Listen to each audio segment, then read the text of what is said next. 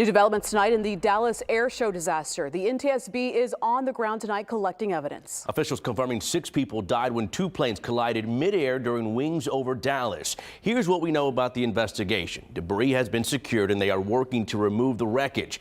The cause of the crash is still unknown. A preliminary report is expected in 4 to 6 weeks. And some of the victims have now been identified. One lives in the Houston area, according to those who have flown with him. KPRC 2's Rochelle Turner spoke with them. Rochelle? Bill Sion, friends and former employees identified Captain Craig Houtain as one of the victims. They told me he had a passion for aviation. He was a father and a pilot who inspired others. They say the memories they shared with Captain Houtain is something they will cherish forever. He's truly, genuinely going to be missed because of the fact that never did he honestly have a bad day when he flew. Marvin Molina reflecting on Captain Craig Houtain.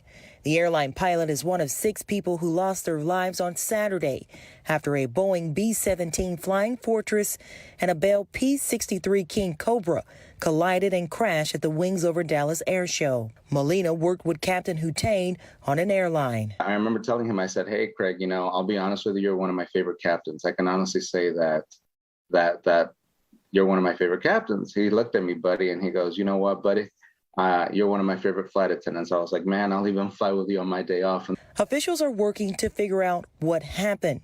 The tragic news is hard for Sammy Garza to process. Craig was one of the most nicest, sincere, genuine people that I met whenever I first started in aviation back in 2014. Sammy shared this photo with KPRC of Captain Houtain flying a vintage Japanese military aircraft, and Sammy was a passenger on the flight. He says they also had a love for Mustangs. He's just one of those guys. He seemed like the life of the party. I mean, he'd come in and, I still hear his voice coming up to me every time what's happening? That was like his line. Terry Barker, Kurt Rowe, and Lynn Root were also identified as victims on the aircraft. They were beloved by many and taken too soon. I just pray that everybody has strength to get through these tough times.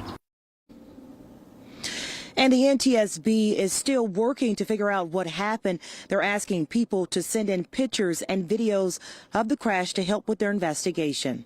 Reporting live in Conroe, I'm Rochelle Turner, KPRC 2 News. Rochelle, thank you.